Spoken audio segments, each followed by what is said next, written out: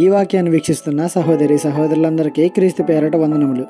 ఈరోజు వాక్యం ద్వారా దేవుడు మనతో చెప్తున్న మాట, మేము నీ మీద తిరుగుబాటు చేసితిమి, దానిని బట్టి నీవు సకల దేశములకు మమ్మను తరిమితివి. దానియేలు గ్రంథము 9వ అధ్యాయము 7వ వచనము. ఏర్పరచబడిన వారు, దేవుని ప్రేమను చూసిన వారు, ఆయన దయను జాలిని పొందుకున్నవారు, ఆయన ఉగ్రతను కూడా అనుభవించిన వారు ఆ ఇశ్రాయేలీలు.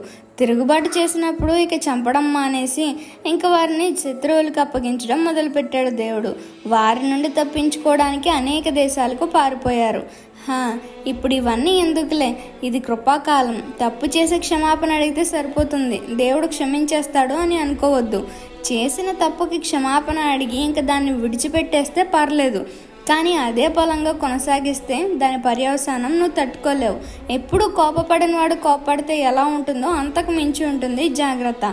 కాబట్టి దేవుని దృష్టిలో నీ జీవితం ఎలా ఉంటుందో ఆలోచించుకుని ముందుకు వెళ్ళు. ఈ చిన్న సువార్త పరిచర్యలో మీ సహోదరులు. God bless you. ఆమేన్.